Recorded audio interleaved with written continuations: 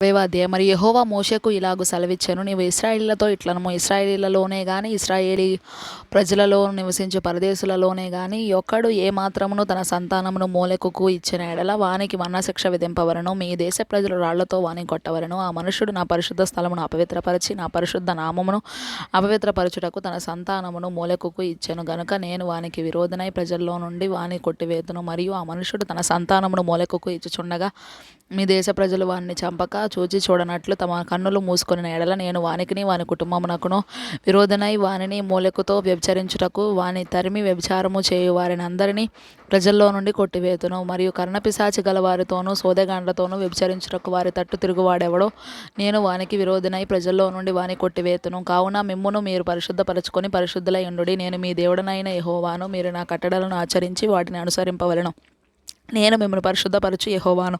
ఎవడో తన తండ్రినైనను తన తల్లినైనను దూషించునో వానికి మరణశిక్ష విధింపవలెను. వాడు తన తండ్రినో తల్లినో దూషించను గనుక తన శిక్షకు తానే కారకుడు. పరుని భార్యతో వ్యభిచరించిన వానికి అనగా తన పొరుగువాని భార్యతో వ్యభిచరించిన వానికిని ఆ వ్యభిచారిణికిని మరణశిక్ష విధింపవలెను. తన తండ్రి భార్యతో శయనించిన వాడు తన తండ్రి మానాచ్ఛాదనమును తీసెను. వారిద్దరికిని మరణశిక్ష విధింపవలెను. తమ శిక్షకు తామే కారకులు. ఒకడు తన కోడలితో శయనించిన ఎడల వారిద్దరికిని మరణశిక్ష విధింపవలెను. వారు వారి వరసలు తప్పిరి, వారి ప్రాణాపరాధము వారి మీద నుండును. ఒకడు స్త్రీతో శయనించినట్టు పురుషునితో శయనించిన ఎడల వారిద్దరు హేయక్రియను చేసిరి గనుక వారికి మరణశిక్ష విధింపవలెను. తమ శిక్షకు తామే కారకులు. ఒకడు స్త్రీని ఆమె తల్లిని పెండ్లి చేసుకొనిన ఎడల అది దుష్కామ ప్రవర్తన మీ మధ్య ఉండకుండా వారిని అగ్నితో కాల్చవలను. జంతు శయనము చేయువానికి మరణశిక్ష విధింపవలను. ఆ జంతువును చంపవలను. స్త్రీ తన్ను జంతువు పొందినట్లు దాన్ని సమీపించిన ఎడల ఆ స్త్రీకిని ఆ జంతువునకును మరణమే విధి. ఆమెను దానిని చంపవలను. తమ శిక్షకు తామే కారకులు. ఒకడు తన సహోదరిని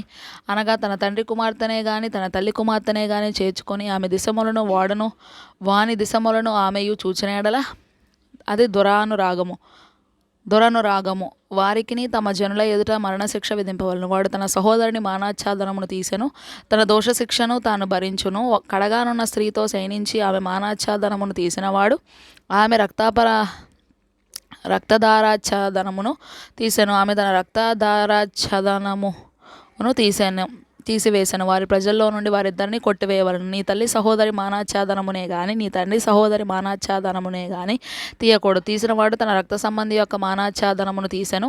వారు తమ దోషశిక్షను భరించెదరు. పెనతల్లితోనే గాని పెద్దల్లితోనే గాని శయనించిన వాడు తన తల్లిదండ్రుల సహోదరుల మానాచ్ఛాదనమును తీసెను. వారు తమ పాపశిక్షను భరించెదరు. సంతానహీనులై మరణమగుదురు.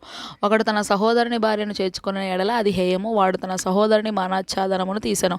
వారు సంతానహీనులై ఉందురు. కాబట్టి మీరు నివసించున్నట్లు నేను ఏ దేశమునకు మిమ్మల్ని తీసుకొని పోవచ్చున్నానో ఆ దేశం మిమ్మల్ని కక్కివేయకుండానట్లు మీరు నా కట్టడలన్నిటినీ నా విధులన్నిటినీ అనుసరించి నడుచుకొనవలెను. నేను మీ ఎదుట నుండి వెళ్ళగొట్టుచున్న జనముల ఆచారములను బట్టి నడుచుకొనకూడదు. వారు అట్టి క్రియలన్నీ చేసిరి గనుక నేను వారి యందు అసహ్యపడితిని. నేను మీతో చెప్పిన మాట ఇదే, మీరు వారి భూమిని స్వాస్థ్యముగా పొందుదురు. అది అనగా పాలుతేనెలు ప్రవహించు ఆ దేశము మీకు స్వాస్థ్యముగా ఉండునట్లు దాన్ని మీకు ఇచ్చేదను.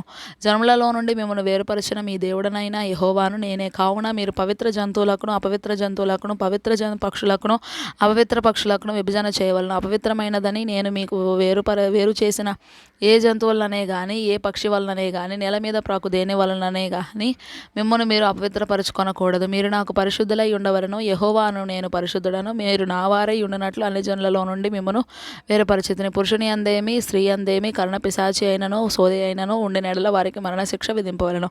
వారిని రాళ్లతో కొట్టవలను. తమ శిక్షకు తామే కారకులు.